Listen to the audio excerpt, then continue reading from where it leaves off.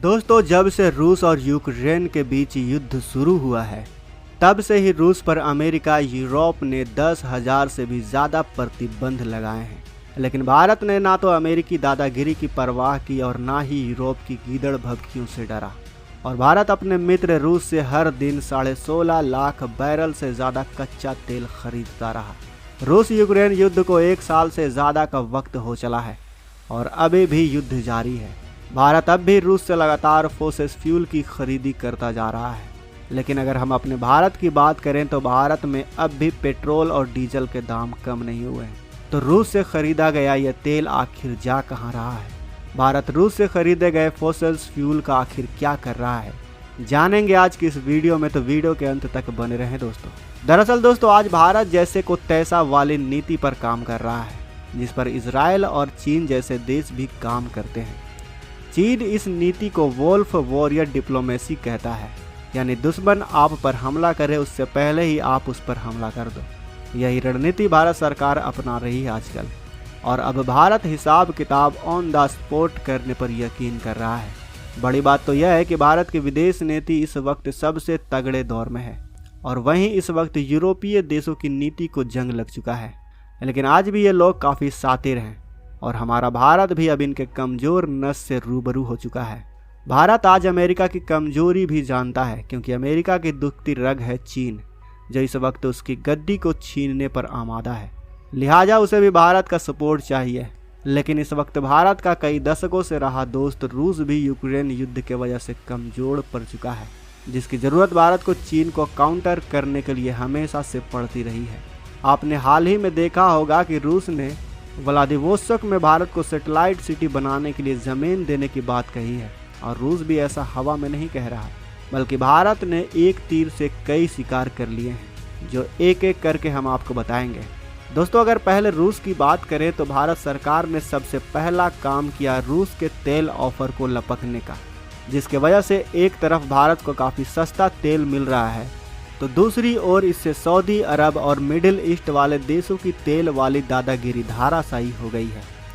रूस से भारत का कच्चे तेल का आयात इस साल मार्च में 16.4 लाख बैरल प्रतिदिन पहुंच चुका है, जो अपने आप में ही एक बहुत बड़ा रिकॉर्ड बन चुका है।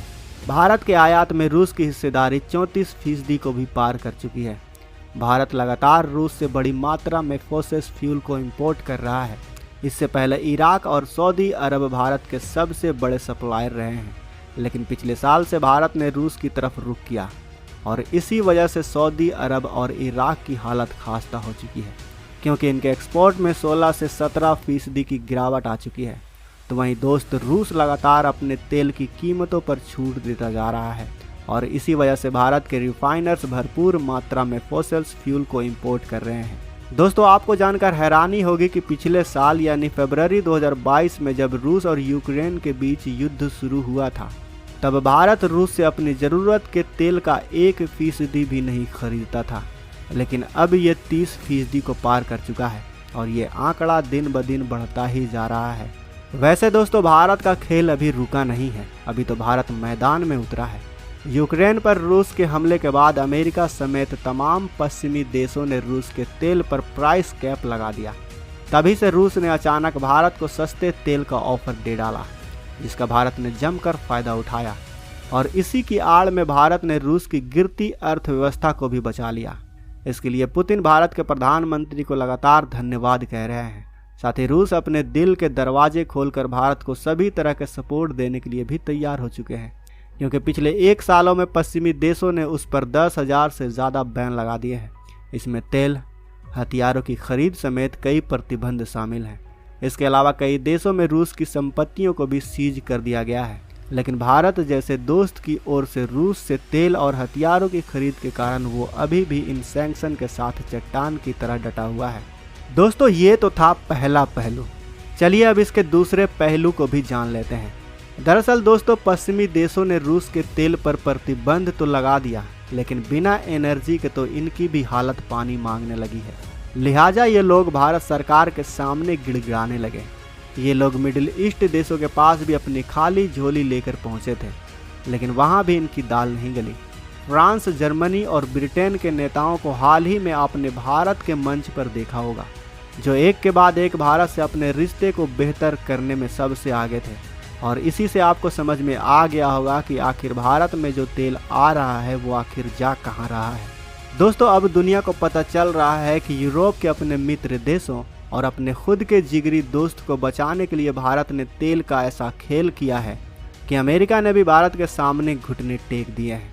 दरअसल रूस से खरीदे गए तेल को रिफाइन करके भारतीय रिफाइनर्स ने यूरोप समेत कई और देशों में तेल को सप्लाई किया है और ऐसा करके भारतीय रिफाइनर्स ने जमकर मोटा पैसा कमाया है। रॉयटर्स की एक रिपोर्ट कहती है कि भारत ने अधिक मात्रा में डीजल और जेट फ्यूल का निर्यात किया है। मतलब दोस्तों, भारत तो अपनी ज़रूरतों का तेल रूस से बहुत सस्ती कीमतों पर खरीद रहा है और जो तेल खरीद रहा है वो महंगे दामों पर पश्चिमी देशों को भी बेच रहा है, जो एक वक्त अपने आप को सबसे ज्ञानवान माना करते थे। आज भारत उन्हीं से मुनाफा कमा रहा है। तो दोस्तों, आपका भारत और रूस के इस प्लान और फैसले पर क्या कहना है, हमें अपने विचार कमेंट बॉक्स में वैसे बताएं। साथ ही अगर वीडियो अच्छी लगी हो तो वीडियो को लाइक करें, अपने दोस्तों के साथ शेयर करें और अगर आपने अभी तक इस चैनल को सब्सक्राइब नहीं किया है तो इस चैनल को भी सब्सक्राइब कर लें। साथ ही बगल में जो बेल आइकन का बटन है उस पर ऑल पर भी क्लिक कर लें ताकि हमारी आने वाली वीडियो को आप मिस